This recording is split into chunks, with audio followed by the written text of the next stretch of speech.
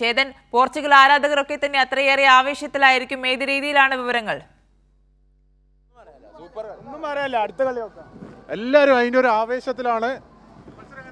അടിപൊളിയായിരുന്നു മത്സരം. പോർച്ചുഗലിന്റെ കളി എങ്ങനെ സാറ്റിസ്ഫൈഡ് ആണ്. കളി അടുത്തതിൽ കുറച്ചുകൂടി മെച്ചപ്പെടുത്താണ്ട് കളി എല്ലാവരും അതിന്റെ ഒരു മത്സരം കഴിഞ്ഞിട്ട് അതിന്റെ ഒരു സന്തോഷത്തിലാണ്. പോർച്ചുഗൽ ആരാധകരും. ക്രൊയേഷ്യ സംബന്ധിച്ചുള്ള ഒരു ബിഗ് ഡാൻസ് എന്ന് പറയുന്ന മത്സരമായിരുന്നു.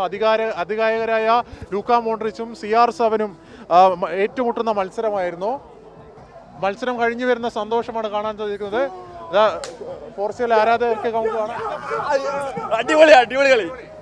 എല്ലാവരും അതിൻ്റെ ഒരു സന്തോഷത്തിൽ തന്നെയാണ്. നമ്മളിപ്പോൾ നിൽക്കുന്നത് കോഴിക്കോട് കോട്ടൂളിയിലാണ്. DYFIയുടെ പ്രദർശനശാലയിലാണ്. മത്സരം കഴിഞ്ഞു വരുന്നവരാണ് നമുക്കിപ്പോൾ സ്ക്രീനിൽ കാണുന്നത്. സന്തോഷിച്ച് വരുന്നവരുണ്ട്, നിരാശയായി ക്രൊയേഷ്യയുടെ ആരാധകരും ഉണ്ട്. ഏതായാലും അതിൻ്റെ ഒരു മത്സരത്തിൻ്റെ ഒരു ത്രില്ലിലായിരുന്നു. എന്താ പറയാനുള്ളത്? അടിപൊളി കളി. പേടിച്ചില്ല അവസാനം? പക്ഷേ പോർച്ചുഗൽ തൂക്കി. പേടിച്ചില്ലേ? പക്ഷെ ഫുട്ബോൾ അങ്ങനെയല്ലേ, കളി മെച്ചപ്പെടില്ലേ? നല്ല സാറ്റിസ്ഫൈഡ് ആണ്. നല്ല കളി, നല്ല അടിപൊളി. അതാണ് ഇന്ന് ഒരു സിനിമ ക്ലൈമാക്സിന് വിസ്മയിക്കുന്നത്. ആ ഒരു ലെവലിലായിരുന്നു ഇന്ന് കളി പോയത്. അവസാനം 2-2 എന്ന നിലയിൽ ക്രൊയേഷ്യയുടെ ആ ഗോൾ, ലാസ്റ്റ് മിനിറ്റിൽ ആ ഗോൾ ഓഫ് സൈഡ് ആയതുകൊണ്ട് മാത്രം ഇപ്പോൾ 2-1 പോർച്ചുഗൽ വിജയിച്ചിരിക്കുകയാണ്. അല്ലെങ്കിൽ മത്സരം വീണ്ടും നീണ്ടുപോകുന്ന ഒരു സാഹചര്യവും ഉണ്ടായിരുന്നു. എല്ലാവരും അതിൻ്റെ ഒരു ആവേശം. എങ്ങനെയാ രാവിലെ ഉറക്കൊഴിച്ചു?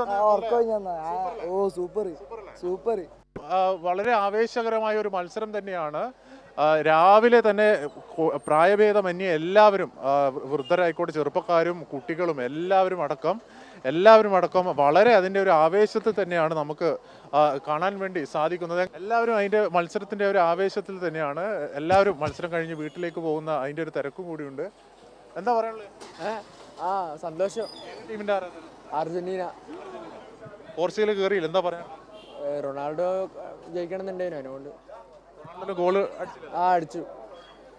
സാറ്റിസ്ഫൈഡ് ആണോ പോർച്ചുഗലിന്റെ കളി? പിന്നെ നല്ല ലാസ്റ്റ് വേൾഡ് കപ്പ് അല്ലേ? ശരി. കോഴിക്കോട്ടെ വിവരങ്ങളാണ് ചേതൻ സാജൻ നൽകിയത്.